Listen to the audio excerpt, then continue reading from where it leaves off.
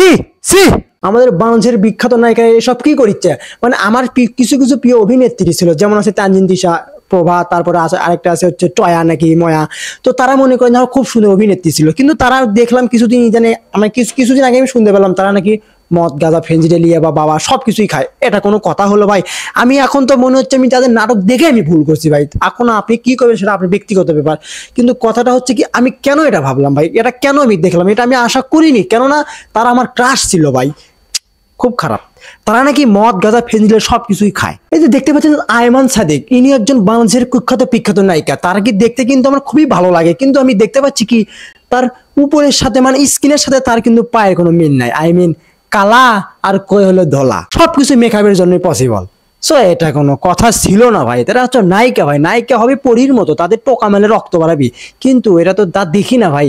দেখেন পাও কি আর মুখ কি, সি ভাই। এই ছবিটা দেখে আমার খুবই হাসি পাচ্ছে, কেন জানেন? দেখেন আপনারা দেখলে বুঝতে পারবেন।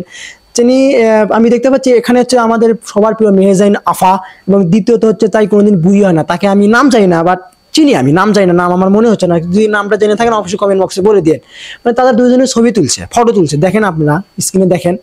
তো একজন কমেন্ট করেছে, একজন প্রিয় ব্যক্তি, আসলে কমেন্টটা আমার খুব ভালো লাগছে।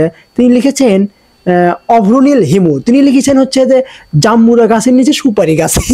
ভাই কথাটা কিন্তু সত্যি পসিবল হয়েছে, কিন্তু মানে ছবির সাথে একদম কমেন্টের একদম পুরাই একদম খাসা। Okay next. হাই আল্লাহ, মানে এগুলো আমি কেমনি দেখি ভাই? এগুলো আপনারা কেমনি দেখেন? আর এগুলো ফটোশুট যারা করে তাদের কি কোনো চোখ নেই, তাদের কি কোনো কান নাই ভাই? তাদের কিছু বোঝে নাকি? তারা কি উল্টাপাল্টা দেখে ফটোশুট করে? দেখেন এখানে লিখেছেন রফিকুল ইসলাম অভি। ও ভাই তোমার কমেন্টটা ভাই পুরো 100 ঝাক্কাস। এরকম কমেন্ট করলে তো মানে আমাদের ভালো হবি, মানে ধুয়ে দিতে। যাই হোক কমেন্টটা পড়ি। তো তিনি লিখেছেন মানে আমার সবার প্রিয় অভিনেতা নিলয় আলমগীর। নিলয় আলমগীর ভাই ব্রো, সরি ব্রো, তুমি যেখানে হাত দিয়েছো সেখানে আমি আশা করিনি ব্রো। তো তিনি লিখেছেন হাতটা কই দিল, আসলেই তো দেখেন না, দেখেন দেখেন ভালো করে দেখেন, হাতটা কই দিছে। See next.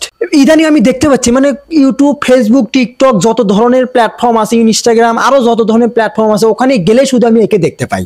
আর একে দেখলে তো আমার গা জ্বলে ভাই। এ কেমনে নায়িকা হয় ভাই, কেমনে নায়িকা হয়? একে দেখলে তো আমার গা জ্বালা করে। তবে আমার এই কমেন্টে দেখে পুরোই মনে করেন আমি ফিদা হয়ে গেছি ভাই। কমেন্টটা আপনারাও দেখেন। তো পতঙ্গ সবকিছু দেখে আমার এক পাবলিক কমেন্ট করেছে মেহেদী হাসান মিরাজ। ভাই তুই কুটি যদি থাকিস আমার ভিডিওতে, যদি তুই দেখতে পারিস তাহলে কমেন্ট বক্সে বলে দিস ভাই।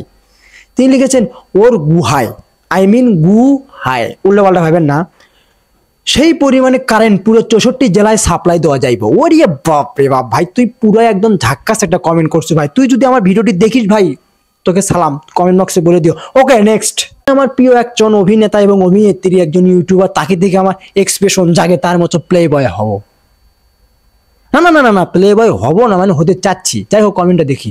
আসল যাই হোক ভাষায় বলা যাবে না, ওটি হচ্ছে আমি।